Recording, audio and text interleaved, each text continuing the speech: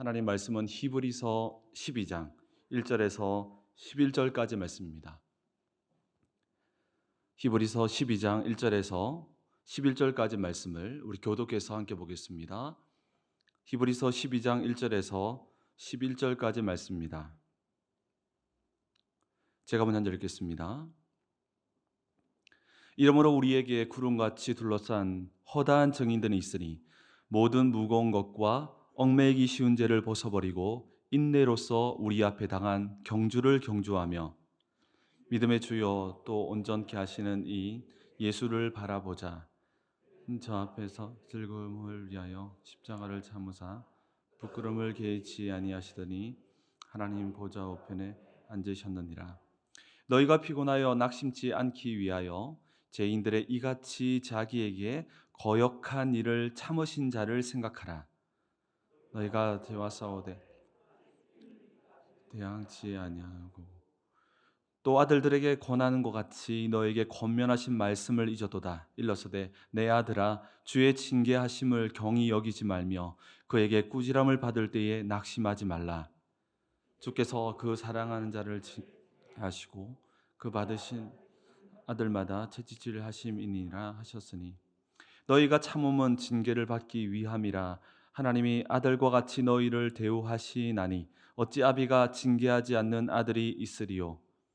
징계는 다 받는 것이거늘 너희에게 없으면 사상되어 참 아들이 아니니라. 또 우리의 육체의 아버지가 우리를 징계하여도 공경하였거든 하물며 모든 영의 아버지께 더욱 복종하여 살려 하지 않겠느냐. 뜻대로 징계하여 오직 우리 유익을 위하여 그의 거룩하심에 참여. 함께 보겠습니다.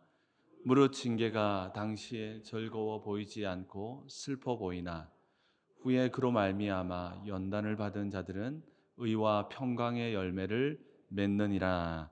아멘. 오늘 저는 여러분과 함께 고난에 직면한 사람들이란 제목으로 함께 말씀을 나누길 원합니다. 1979년 어느 날 태국 방콕 공항에 갑자기 엄청난 비가 내렸습니다. 이때에 다른 항공기들은 비가 너무 내리니까 옆에 있는 미얀마 등으로 회항했습니다. 그런데 1979년 대한항공의 김호준 기장은 베테랑 기장으로서 회항하지 않고 비가 퍼붓는 날에도 태국의 방콕 공항에 능숙하게 착륙시킵니다. 그때 사람들은 야, 역시 베테랑은 다르다라고 박수쳤습니다. 그런데 문제는 이 김호준 기장은 비행 규정을 위반한 것이었는데요. 그런데 규정은 어겼지만 회사에 큰 유익을 준 김호준 기장에게 따로 징계하지는 않았습니다. 그런데 문제는 10년 뒤에 일어납니다. 김호준 기장은 1989년 10년이 지난 후 7월 27일 김포공항을 출발하여 태국과 사우디아라비아를 경유해서 리비아의 트리폴리 공항까지 운행하는 대한항공 여객기를 몰고 이제 마지막 리비아의 트리폴리 공항에 접근했습니다. 그런데 문제는 갑자기 안개가 끼어서 시정거리가 240m에 불과했습니다. 이때 규정은 시정거리가 1600m 이상 되어야 착륙이 가능했습니다. 그런데 이때 김호준 기장은 착륙을 감행합니다. 결국 착륙을 시도하다가 활주로 끝에 있는 지상 장애물에 부딪혀서 비행기는 대파됩니다. 이때 사고로 200명의 승무원과 승객 중에서 75명이나 사망하는 사고가 일어납니다. 후에 이 블랙박스를 분석해 보니까 처음에는 기체 결함이 아니었을까라고 생각했는데 블랙박스를 이렇게 분석해 보니까 조종사가 악천후에도 무리하게 규정을 무시한 채 착륙을 시도한 것이 사고 원인으로 밝혔습니다. 결국 이 김호중 기장은 업무상 가실치사와 그리고 항공법 위반 등으로 금고 2년 실형을 받게 됩니다. 자, 이 사건을 돌아보면서 많은 사람들이 만약 10년 전이었던 방콕에서 무리하게 착륙한 것을 징계했다면 리비아의 이 대형 참사를 막을 수 있었다라고 이 대한항공사를 향해서 많은 비판을 쏟아내기도 했습니다. 규정을 어긴 것을 징계하지 않은 것이 잠시 그때는 유익도 있었고 즐거웠고 기뻤지만 결국 김호중 기장과 회사에 엄청난 아픔을 주었습니다. 우리는 여기에서 징계가 때론 더 많은 사람을, 더 많은 생명을 살릴 수 있었음을 알게 됩니다. 하나님 말씀도 이와 같은 원리가 있습니다. 하나님 말씀은 생명을 살리고 보존하고 세상을 살리는 방향으로 기록되어 있습니다. 하나님께서는 하나님의 말씀을 어기면 아프지만 징계하십니다. 이로 인해 말씀을 향해 서 있는 자신도 살고 세상도 살아나게 되는 것입니다. 이 징계는요, 아프지만 살리는 능력이 있습니다. 오늘 말씀을 통해서 징계를 어떻게 이해하며 또 징계를 향해서 어떻게 대처해야 하는지를 한번 살펴보기를 원합니다. 히브리서를 이해하려고 할 때는요, 히브리서를 수신하고 있는 이 상황을, 수신자들의 상황을 이해해야 하는데요, 히브리서의 수신자는 극심한 박해를 받고 있는 성도들이었습니다. 극심한 박해의 상황 속에서 이 성경을 기록했습니다. 그렇게 히브리서는 궁극적으로 극심한 핍박과 고난을 어떻게 해석하고 대처해야 하는지에 대해서 중점적으로 다루고 있습니다. 오늘 본문 1절에서 3절까지는 성도들의 삶은 믿음의 경주와 같다라고 말하는데요, 경주하는 사람들에게 요구되는 것이 있는데 오늘 본문에서는 경주할 때 많은 요건이 필요하지만 가장 필요한 한 요건을 이야기하는데요, 경주자에게 가장 필요한 요건, 오늘 본문에서 가장 강조하는 것은 바로 인내입니다. 경주자는요, 결승점에 도착하기 전까지 인내하며 견뎌야 합니다. 오늘 본문 서두에 죽을 것 같은 고통이 찾아올 때에 바로 어떻게 인내할 수 있는지, 인내하는 법을 알려주고 있습니다. 그 말씀이 바로 2절에 기록되어 있는데요, 우리 오늘 본문 2절 말씀을 다시 한번 다 같이 한번 함께 읽어보도록 하겠습니다. 읽겠습니다. 2절입니다. 시작. 믿음의 주여 또 온전케 하시는 이인 예수를 바라보자. 그는 그 앞에 있는 기쁨을 위하여 십자가를 참으사 부끄러움을 개의치 아니하시더니 하나님 보좌 우편에 앉으셨느니라. 아멘. 여러분, 믿음의 경주와 숨막히는 고통과 같은 우리의 인생에서 인내하기 위해서는 오늘 본문에서는 가장 먼저 뭘 제시하십니까? 예수를 바라보아야 한다라고 말하고 있습니다. 오늘 본문에서 보니까 그리스도를 바라보라고 하지 않고 예수를 바라보라라고 말씀하고 있는데요, 일반적으로 그리스도라고 하는 말은요, 예수님의 신성을 강조할 때 주로 많이 사용합니다. 예수라고 하는 이 단어는 예수님의 인성을 강조할 때 주로 사용되는데요, 오늘 본문에서는 예수님의 인성에 주목하고 있는데 그 인성 가운데서도 예수님의 인내입니다. 제가 지난주 주일이죠, 주일날에 성령부 집회에서 절대적 가치에 대해서 말씀을 전했는데요, 우리에게 값없이 영생을 선물로 준 이유를 설명했는데요. 하나님께서는요, 우리에게 값없이 영생을 선물로 주셨습니다. 자, 우리에게 어떤 것도 바라지 않고 값없이 선물로 우리에게 영생을 주셨습니다. 그렇다면 왜 선물로 영생을 주셨을까요?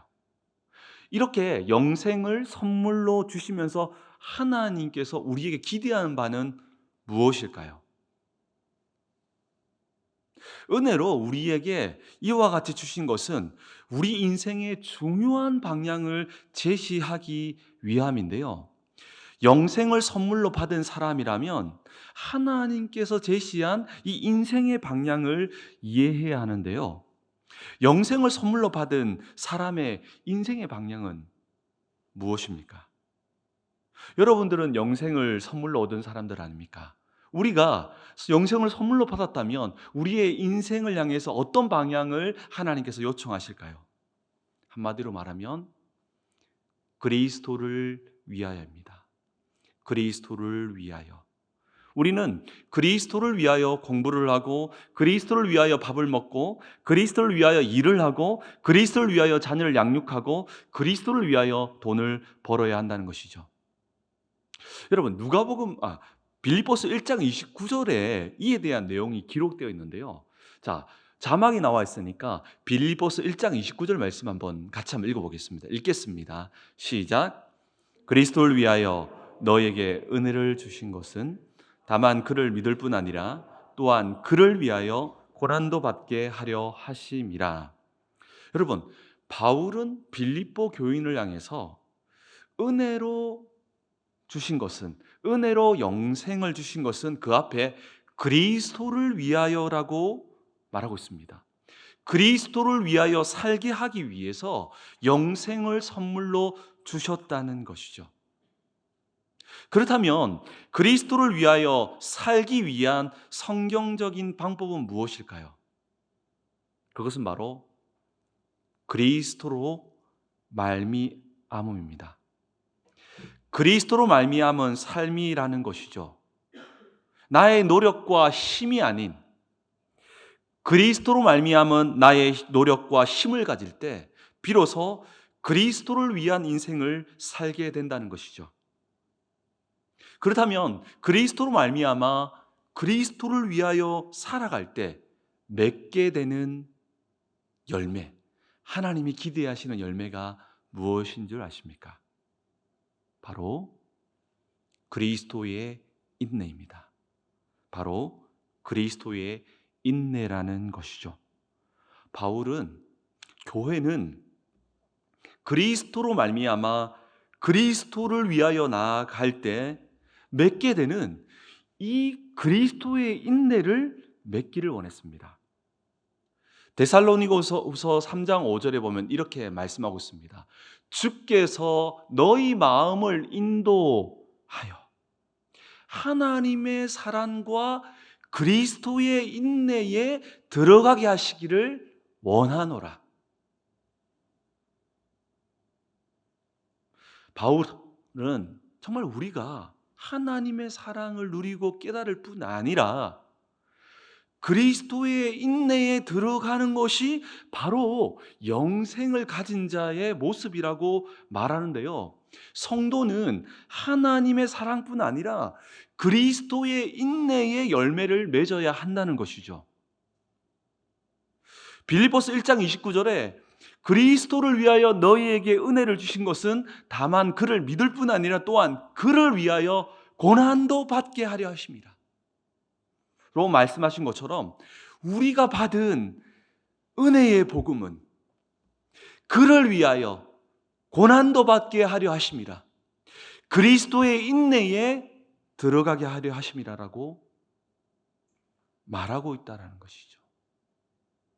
근데 때로는 우리는 우리가 보고 싶은 것, 우리가 듣고 싶은 것만 주목한 나머지 그리스도의 인내라고 하는 너무 중요한 것들을 놓칠 때가 있습니다. 우리가 받은 복음은 그리스도의 인내라고 하는 열매로 향하고 있다는 것이죠. 그렇기에 여러 성경에서 고난에 동참하며 그 고난에 인내하는 것이 구원받은 자의 증거라고까지 말하기도 합니다. 그렇기에 성도의 절대 가치는 그리스도를 위하여, 그리스도로 말미암아 그리스도의 인내가 되는 것입니다. 오늘 우리가 읽은 본문에서 인생의 경주에서도 인내를 요구하고 있는데요, 이것은 단순한 인간적인 인내가 아닌 바로 그리스도의 인내를 요청하고 있는 것인데요, 이를 위해 가장 먼저 예수를 바라보자라고 히브리서 기자는 말하고 있습니다. 그렇다면 이 인성을 가지신 예수님께서 어떻게 십자가의 고통을 향해서 인내하셨을까요? 인성을 가지셨던, 정말 완전한 인간이셨던, 완전한 하나님이시면서도 완전한 인간이셨던 예수님께서 어떻게 십자가의 고통을 인내하셨을까요? 여기서 우리가 고난 속에서 예수를 바라보아야 할 이유가 여기 있습니다. 예수님께서는 그냥 무작정 참으신 것이 아니었습니다. 그렇다면 어떻게 예수님께서 정말 인간으로서 극복하기 어려웠던 고통, 정말로 그 고난 속으로 들어가셔서 인내할 수 있으셨을까요? 우리가 읽었던 2절에 있는데요, 2절을 다시 보니까 믿음의 주여 또 온전케 하시는 이 예수를 바라보자. 저는 그 앞에 있는 즐거움을 위하여 십자가를 참으사. 저는 그 앞에 있는 즐거움을 위하여 십자가를 참으사. 부끄러움을 개의치 아니하시더니 하나님 보좌 우편에 앉으셨느니라. 예수님의 인내는 바로 무작정 참는 것이 아니라 바로 여기에 있습니다. 그 앞에 있는 즐거움을 바라보는 데서 시작됩니다. 그 앞에 있는 즐거움은 무엇이었을까요? 예수님께서는요, 십자가를 통해서 이루게 될 하나님의 영광을 미리 바라보고 즐거워하셨다는 것이죠. 예수님께서는 지금 눈앞에 보이는 그 십자가의 고통과 정말 치욕스러운 자신의 모습을 바라보았던 것이 아니라 이를 통해서 이루실 하나님의 영광을 바라보고 즐거워하셨고, 이 즐거움이, 이 고난과 어려움은 곧 지나갈 것이며 내 앞에 있는, 그 앞에 있는 즐거움을 위하여 이 고난을 참으셨다는 것이죠. 예수님께서는 그 앞에 있는 즐거움을 통해서 고통과 십자가의 수치를 이기셨습니다. 그 앞에 있는 즐거움을 바라보며 이겼다는 것이죠. 이것이 믿음 아닙니까? 믿음은 하나님이 이루실 일들을 미리 믿는 정도가 아니라 즐거워하는 것입니다. 믿음이라는 것은요, 단순히 하나님이 이루실 거라고 생각만 하는 것이 아니라 하나님이 이루실 일들을 미리 바라보며 즐거워하기까지 나가는 것입니다. 그리고 그 즐거워하며 그것을 향해서 그것을 붙들고 지금에 있는 이 모든 것들을 극복하며 전진하는 것입니다. 우리의 믿음이 단지 하나님께서 그렇게 하실 거라는 정도가 아니라 우리는 정말 예수님께서는 그것을 뛰어넘어서 그 속에서 즐거워하셨다는 것입니다. 앞에 있는 즐거움, 하나님께서 이루실 일들을 기대하는 정도가 아니라 즐거워하셨다는 것이죠. 이것이 인내하는 예수님의 노하우였습니다. 사랑하는 성도 여러분, 우리 앞에 절망적 상황과 고통스러운 상황이 펼쳐져 있습니까? 예수님께서는 절망과 고통을 통해서 이루실 하나님의 영광을 미리 바라보는 정도가 아니라 즐거워했습니다. 하나님의 영광을 믿음으로 바라보며 즐거워할 때 고통과 수치감을 무시해 버릴 수 있었습니다. 그 앞에 있는 즐거움을 생각하며 기대하며 십자가를 참으셨습니다. 하나님의 보좌 우편에 앉게 될 승리를 바라보며 즐거워했다라는 것이죠. 이 즐거움을 위해 기꺼이 고통과 수치감에서 승리할 수 있었다는 것이죠. 우리 앞에 펼쳐진 고통과 수치스러운 상황이 얼마나 많습니까? 우리 역시 그 고통과 수치를 통해서 주실 하나님의 승리와 영광을 바라보는 정도가 아니라 그것을 즐거워할 수 있어야 합니다. 하나님은 선하신 분이심을 믿기 때문에 우리의 모든 일들은 협력해서 하나님이 이 일을 하기 때문에 협력해서 반드시 선이 될 것임을, 반드시 좋은 것이 될 것임을 바라보며 즐거워할 수 있어야 한다는 것이죠. 이때 우리 역시 우리 앞에 있는 즐거움을 위해 우리 앞에 펼쳐진 고통과 수치를 이길 수 있다라는 것이죠. 우리 역시 결국 승리를 경험할 수 있다라는 것이죠. 이것이 낙심하지 않고 승리하는 길임을 오늘 본문은 말하고 있습니다. 그렇기에 우리 역시 하나님께서 고난 뒤에 어려움과 환난 뒤에 숨겨 놓으신 즐거움을, 그 영광을 바라보는 정도가 아니라 그 영광 속으로 들어가서 정말 즐거워하며 누릴 수 있다면 우리 역시 예수님처럼 그 길을 걸어갈 수 있다라고 말하고 있죠. 이러한 걸음들을 성령께서는 이끄셔서 우리를 결국 그리스도의 인내라고 하는 그 열매 속으로 들어가게 한다는 것이죠. 무조건 참는 것이 아닙니다. 그 앞에 있는 하나님의 일들을 고대하며 바라보며 즐거워하는 것입니다. 바로 믿는 것이죠. 우리가 겪고 있는 모든 고난과 수치는 지나감으로 끝나는 것이 아닙니다. 그냥 우리는 이 고통과 수치감들이요, 그냥 가기만을 고대하는 그런 이유가 아니라니까요. 그 후에는 뭐가 있습니까? 우리에게 주실 즐거움이 숨겨져 있습니다. 그렇기 때문에 우리는 정말 소극적으로 이 고통과 환난만이 떠나가기만을 고대해서는 안 된다는 것이죠.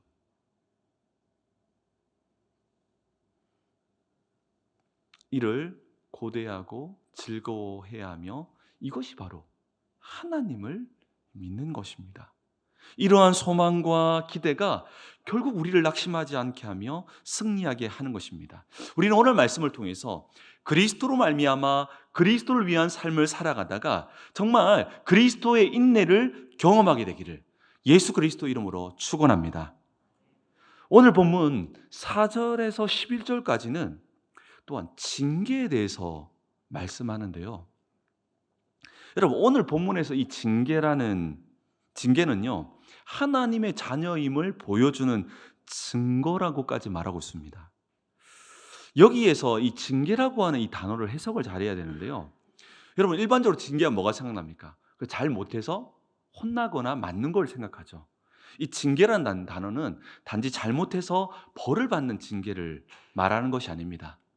이 징계라고 하는 이 헬라어 단어는 파이데이아라고 하는 단어입니다. 파이데이아라고 하는 단어인데요. 이 단어는 단지 못해서 뭔가 잘못된 일을 저질러서 벌 받는 것만을 말하는 것이 아니라 이 단어의 의미는 훈련, 훈계, 징계라고 하는 이 교육적 의미가 강한, 그러니까 이 징계라는 의미는 어떤 징계적 의미보다 교육적 의미가 강한 것이 바로 파이데이아입니다. 그래서 오늘 본문에서 징계라는 것은 물론 뭔가 잘못해서 뭔가 하나님의 어떤 징계를 받는 것도 있지만 전체적 의미에서 이 징계라는 단어는 고난을 통한 하나님의 훈련이라고 하는 의미가 강합니다. 이 전제 속에서 오늘 본문을 살펴보기를 원합니다. 오늘 본문 4절에서 8절까지는 하나님께서는 고난을 통해 하나님의 백성들을 훈련하시는데요.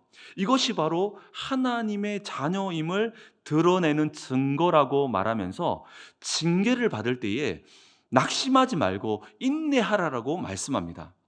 오늘 본문에서는 사랑하시기 때문에 징계하는 것임을 말씀합니다. 히브리서 기자는요, 결국 오늘 이 본문에서 하나님의 사랑의 반대말은 증오가 아니라 무관심임을 말씀하고 있습니다. 오늘 본문에서 하나님의 사랑의 반대말은요, 무관심, 내버려 두심임을 말씀하고 있는 것입니다.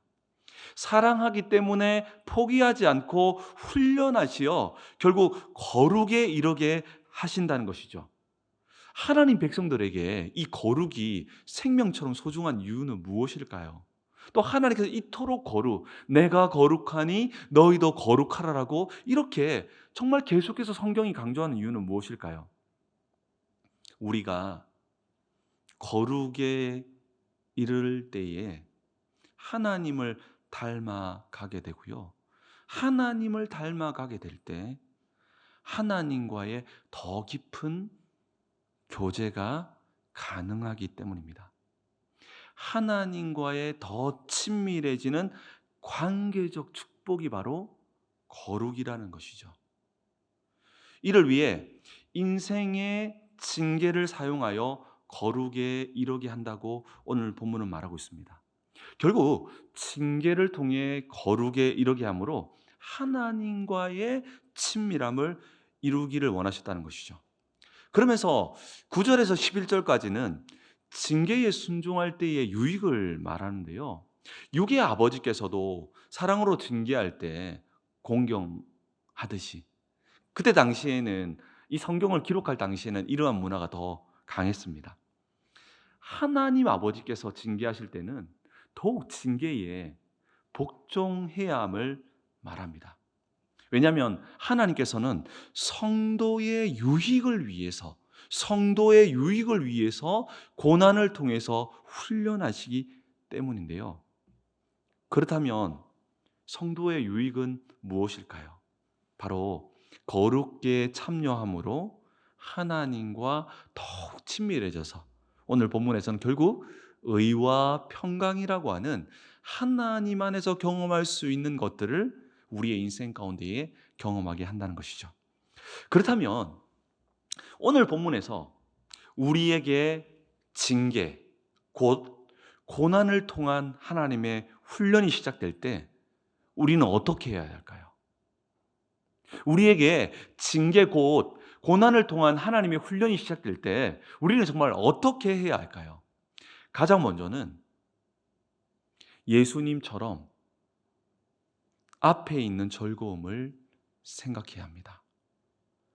여러분, 믿음은 우리가 서두에 살펴보았듯이 앞에 있는 일들을 단지 일어날 것이다 라고 생각하는 정도가 아니라 믿음은 앞으로 이루실 하나님의 일들을 기대하고 즐거워하는 것입니다. 여러분, 아브라함에게요 언약을 주시죠. 너로 말미암아 열방이 복을 받게 될 것이다 라고 하는 정말 아주 미래적인 복을 주시는 거거든요. 아브라함은 이 하나님 주셨던 언약을 붙들고 미리 자신을 통해 이루실 그리스도의 구원을 바라보며 즐거워하며 모든 어려운 순간들을 이겨냈습니다. 자, 아브라함은요 하나님이 주셨던 이 미래적 언약을 붙들고요 미리 자신을 통해서 이루실 그리스도의 구원을 즐거워하며 그 모든 어려운 순간들을 이겨냈습니다. 이런 아브라함을 향해서 성경은 여호와를 믿으니 이를 그의 의로 여겼다라고 말하고 있습니다. 정말 아브라함은요 앞에 있는 예수님처럼 앞에 있는 즐거움을 보고 고난을 견뎠는데요. 그것은 아브라함을 통해 정말 그 복음을 이루실 하나님을 보고 즐거워했다는 것이죠. 아브라함은 정말 앞에 있는 즐거움을요, 정말 기대하는 정도가 아니라 바라보고 즐거워했습니다. 목사님, 그 증거가 어디 있습니까? 너무 자의적 해석 아닙니까? 증거 있습니다. 요한복음 8장 56절 이렇게 말하고 있습니다.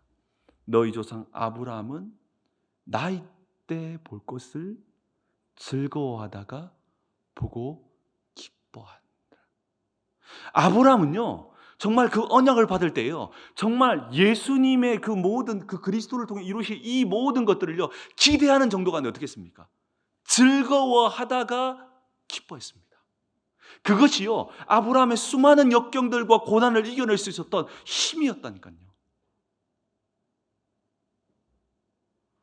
아브라함은 예수님처럼 앞에 있는 즐거움을 보며 모든 순간을 이겨냈습니다. 오늘 본문에서도요, 11절을 보니까 이렇게 말하고 있습니다. 오늘 11절을 보니까요, 본문 11절을 보니까 무릇 징계가 당시에는 즐거워 보이지 않고 슬퍼 보이나 후에 그로 말미암아 연단받은 자들은 의와 평강의 열매를 맺느니라. 자, 11절에서요, 당시라고 하는 단어에 동그라미를 한번 쳐보시고요, 볼펜 있으시다면 후에라고 하는 단어에 동그라미 쳐보십시오. 무슨 말입니까? 당시가 아닌 후, 고난 후를 바라보라는 것이죠. 이 당신은 즐거워하지 않는 것만 가능한데 우리가 무너지는 이유가 무엇입니까? 당시를 바라보니까요. 그러니까 슬퍼하기만 하는 거죠. 근데 성경 본문에서는 후에 그로 말미암아 이루실 하나님이 예비해 놓으신 의와 평강의 즐거움을 바라보며 그 즐거움 속으로 들어가라는 것이죠. 하나님의 징계, 곧 우리의 인생 가운데에 고난을 통한 훈련이 시작될 때 당시만 바라보면 부정적이고 슬퍼 보입니다. 그러나 후를 바라보면 즐거워할 수 있다는 것이죠. 왜냐하면 그 후에는 의와 평강의 열매가 있기 때문입니다. 우리 역시 앞에 있는 즐거움을 발견하고 생각해야 됩니다. 여러분, 어떤 상황이 있습니까? 그리고 여러분들은 그 앞에 있는 즐거움은 무엇입니까? 생각하라는 겁니다. 예수님처럼 앞에 있는 즐거움으로 모든 고난과 수치를 이겨 나갈 수 있음을 오늘 히브리서 기자는 정말 고난 중에 있었던 그들에게 말씀하고 있고 또한 우리에게 말씀하고 있는 것이죠. 우리에게 징계 곧 고난을 통한 하나님의 훈련이 시작될 때 우리는 어떻게 해야 합니까? 두 번째로는 낙심하지 말아야 합니다. 낙심하지 않는 것은 굉장히 중요합니다. 우리가요, 고난과 어려움이 찾아오면 낙심해 버리면 모든 영적인 힘을 잃어버립니다. 그렇기 때문에 징계, 고난을 통한 하나님의 훈련이 시작될 때, 광야와 같은 시간들이 인생에 펼쳐질 때 낙심하지 않는 것이 관건인데요. 이를 위해서는 가장 먼저 낙심하지 않기 위해서는 가장 먼저 그리스도의 인내를 기억해야 합니다. 오늘 3절을 보니까 이렇게 말씀하고 있습니다. 너희가 피곤하여 낙심치 않기 위하여 죄인들의 이같이 자기에게 거역한 일을 참으신 자를 기억하라라고 하면서 또다시 우리를 어디로 부릅니까? 예수를 기억하라고 말을 하면서 또한 5절과 6절에는 이렇게 말하고 있습니다. 5절 마지막 부분과 6절을 보니까 낙심하지 말라. 주께서 그 사랑하시는 자를 징계하시고. 여러분, 어려움이 찾아오고 또 고난이 찾아오면 그 상태도 굉장히 어려운데 또 어려움이 뭡니까? 이게 왜 왔지? 이것 때문에 도리어 더 혼란스럽고 어려울 때가 혹시 있지는 않았습니까? 이 고난을 시작될 때, 하나님의 훈련이 시작될 때 이 의미를 잘 해석해야 하는데요. 본문에서는 징계는 하나님께서 우리를 이끄시는 고난과 역경은 심판이 아닌 하나님의 관심과 사랑의 결정체가 바로 징계라고 말하고 있습니다. 놀랍지 않습니까? 그 어떤 종교에도 말하고 있지 않는 이 징계를 바라보는 관점입니다. 하나님이 바라보시는 징계는요, 바로 심판이 아니라 하나님의, 우리를 향한 하나님의 관심과 사랑의 결정체가 징계라고 말하고 있습니다. 하나님의 관심과 사랑의 결정체가 바로 징계라는 것이죠. 이 사실이 믿어지면 징계 속에서 낙심하지 않을 수 있습니다. 그런데 문제는 수많은 때로는 사람들이, 때로는 내 안에서 끊임없이 이것은 하나님의 사랑이 아니야, 하나님의 관심이 아니야 라고 하면 끊임없는 죄책감들과 이러한 것들이 우리를 낙심시키거든요. 근데 오늘 본문에서는 하나님의 관심과 사랑의 결정체임을 말씀하고 있습니다. 누가 뭐라고 해도 우리 앞에 펼쳐진 고난은 하나님의 관심과 사랑의 결정체임을 선포하고 있기 때문에 믿으라는 겁니다. 이것을 믿을 때에 우리의 마음과 우리의 생각과 우리의 삶을 둘러싼 어둠의 권세는 떠나가게 되는 것입니다. 그러면 이 징계가 다르게 보이며 낙심하지 않을 수 있습니다. 마지막으로 우리에게 징계 곧 고난을 통한 하나님의 훈련이 시작될 때 어떻게 해야 합니까? 징계에 순종해야 합니다. 자, 10절 말씀을 마지막으로 같이 한번 읽어볼까요? 히브리서 12장 10절 말씀 함께 읽어보겠습니다. 읽겠습니다. 시작. 그들은 잠시 자기 뜻대로 우리를 징계하였거니와 오직 하나님은 우리의 유익을 위하여 그의 거룩하심에 참여하게 하시느니라. 아멘. 여러분, 하나님께서 광야와 같은 어려움들, 고난을, 징계를 주실 때에 도망치려고만 하지 말고 부딪히라는 겁니다. 도망치려고만 하면, 빨리 이것이 지나가기만을 기다리면 유익한 의미를 잘 발견하지 못합니다. 그런데 이 징계를 향해서 부딪혀보면 그 안에서 우리에게 허락하신 유익을 발견하게 된다는 것이죠. 그러면서 우리는 그의 거룩하심의 초대함을 받게 되고요, 그 거룩하심에 참여하게 될 때에 하나님과의 친밀함을 회복할 수 있습니다. 여러분, 고난하면 누가 생각납니까? 욥이 생각나지 않습니까? 여러분, 욥기서를 읽어본 사람들은 욥기서의 결론이 무엇입니까? 모든 고난을 겪은 후에 욥의 고백은 무엇입니까? 우리가 잘 아는 말씀이죠. 욥기 42장 5절 말씀을 여러분 들어보았을 것입니다. 내가 주께 대하여 귀로 듣기만 하였사오니 이제 눈으로 주를 배움나이다. 무슨 말입니까? 이 징계에 대해서 도망치기보다 부딪혔더니, 순종했더니 하나님과의 친밀함을 회복했다는 것이죠. 이 선물을 주시기 위해서 주셨다면 이 선물 속으로 들어가라는 것이죠. 징계는 내가 무엇을 가지고 있는지를 보여주는 시금석이 됩니다. 여러분들은 무엇을 붙들고 살아갑니까? 이 징계는요, 내가 지금 무엇을 붙들고 살아가는지를 드러냅니다. 고난이 오면, 우리 안에 정말 믿음이 있다면 우리는 힘들고 어렵지만 결국 그리스도의 인내를 맺게 되어 승리하게 되겠지만, 우리 안에 허탄한 세속주의가 우리를 붙들고 있고 우리 안에 있다면 우리의 실상은 금방 드러나게 될 것입니다. 이때 우리는 회개하며 그리스도를 위하여라고 하는 영생을 주신 이유를 향해서 인생의 방향을 다시 설정하면 또한 하나님과의 친밀함 속으로 들어갈 수 있다는 것이죠. 그렇기에 우리는 하나님이 주시는 징계를 바라보는 새로운 눈을 열어야 합니다. 그리고 징계를 대하는 새로운 우리의 자세를 가져야 합니다. 그리고 징계를 피하기보다 징계에 순종하는 법을 배워야 합니다. 이때 우리는 그 속에서 하나님과의 친밀함을 회복할 수 있습니다. 오늘 말씀을 통해서 징계가 시작될 때 당황하지 않고 승리하는 저와 여러분 되시기를 예수 그리스도 이름으로 축복합니다.